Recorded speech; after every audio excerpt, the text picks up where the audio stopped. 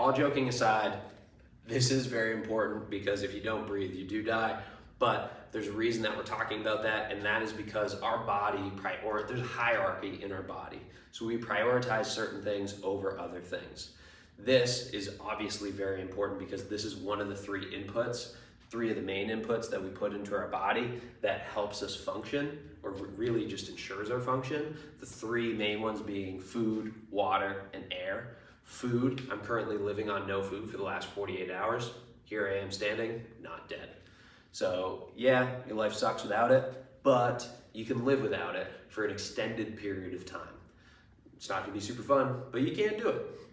Second would be water. Again, this is something that you can go without for a long time, not as much as food, obviously only a few days, but it's also something that you don't have to be regularly drinking all the friggin' time. Like you can just have a glass of water, hour later have another glass of water, and keep doing that throughout the day. It's not like you're walking around with a Camelback and a constant drip of water going into your system.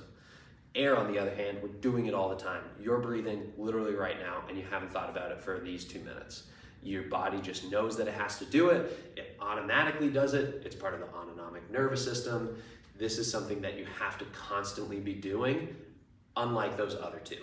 So this, to me, is the #1 priority for our body, and nothing else aside from this matters. So if something affects this, doesn't matter, our body will adapt, and it will change, and it will cause potential dysfunctions in order for this to happen, because this is paramount. So when you're thinking about breathing, as you are right now, you can manipulate your breathing, right? So if I wanted to increase my heart rate, I just breathe in more, right? I'm thinking about inhaling and exhaling. 9 times out of 10, like I said before, you're just doing it without even thinking about it. When it comes to this, and because we prioritize this, we need to now think about what's going to happen because we're prioritizing that. So what happens, mainly as it pertains to us, we're going to talk about the muscular system and our skeleton and nervous system. So what happens to all those systems because we need to get air in? Well, let's talk about the anatomy of our respiratory system first.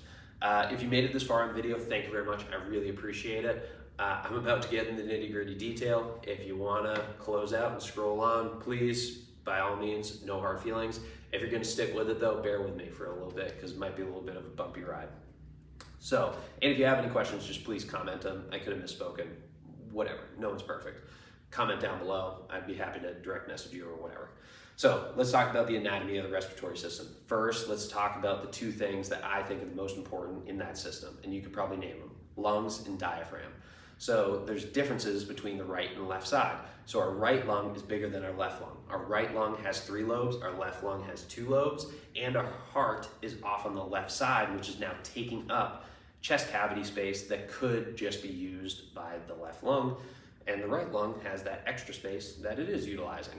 And then our right diaphragm is bigger than our left diaphragm. A lot of people might say, hey, the diaphragm's only one muscle. True, but on the right side it does go down to L3, whereas on the left side it only goes down to L2. So does that cause differences? I would argue yes, but if we just look at the whole thing, our right side is bigger and better at bringing air in. Our left side is smaller and not as good at bringing air in. So what does that mean from a standpoint where we still have to be efficient bringing air in? What's our body going to do? When we breathe in, our chest cavity expands. So if we're not breathing in well enough or efficiently on that left side, what are we going to do? We would just expand that from a structural standpoint. So we'll start to shift over, expand that left rib cage out in the front, and then compress that right rib cage down in the front. Because of this position, there's going to be a cascade of dysfunction going up and down. You can just see it. I'll exaggerate the position, but you can see these left abs are all stretched out, right abs super compressed, and then in the back side, my left rib cage is actually compressed in and my right rib cage is going to be expanded out. This will allow, because I'm in this constant inflated state, right? My chest is just open. So, and this allows air to get in, so we're helping this, right, priority #1, but we're hurting a lot of other things because this leads to dysfunction like set up and down. So What we do to combat this, and please, I'm going to caveat this real quick with there's some people in this pattern. I'd say not over 90% of people are in this pattern, and you can see them. They typically favor the right leg. They're going to have that right rib cage depressed down, left rib cage depressed up. Right shoulder is going to be lower than left shoulder. 90% of people or above are in this pattern in some way, shape, or form. Probably not this bad. Probably more close to something like this. So I'll caveat that with in my line of work, I'm going to try to correct this dysfunction and this positioning because I'm dealing with the 50 plus community and golfers, so it's actually beneficial towards that population. There are some special populations that people work with advanced athletes where this is actually a good thing for them. I don't deal with that. I'm not going to talk about it. I'm going to talk about what I deal with on a daily basis, which is just getting people back to normal. So with these breathing correctives, my main purpose is to get that left rib cage down and to get these abs working again and start to utilize the spots of the rib cage that we haven't been using, right, to breathe into. Typically, that's going to be our upper chest, specifically our right upper chest, and then our back, specifically our left aspect of our back. So all the breathing correctives that we're going to do the exact same way, and that's going to be done inhaling through your nose, exhaling through your mouth, and then holding your breath for 1 to 5 seconds. 5 seconds is ideal. If you can only hold it for one, only hold it for one, whatever you can manage.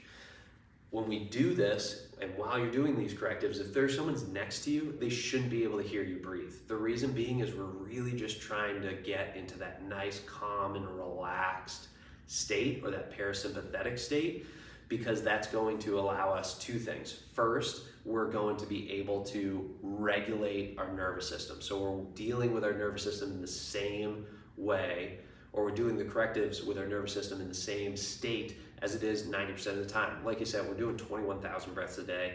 Most of those are done just cool, relaxed, sitting down, walking around, not in a very aggravated state or a very high state of energy. So we're trying to mimic that position. Second would be we're trying to fire the right muscles and not fire the wrong ones.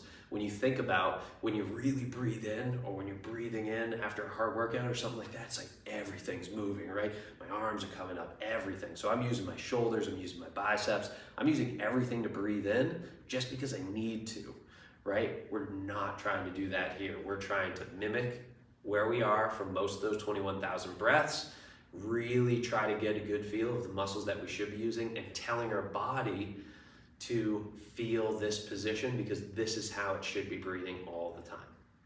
We do an inhale through the nose because that's going to elicit chest expansion as opposed to belly expansion. When we breathe through our belly, we immediately fill up down below. When we breathe in through our nose, we kind of fill up all around. We exhale through our mouth because it's easier for us to depress that rib cage down, and then we hold the position for what I said before.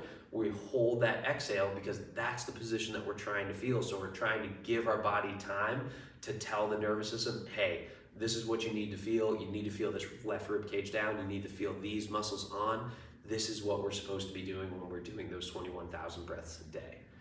And think about it this way too. You're going to do these correctives really for only 30 to 50 breaths per day, which is such a small fraction. So you really want to make sure that you're getting the most out of it, and holding those exhales is the best way to do that. Now let's get into a couple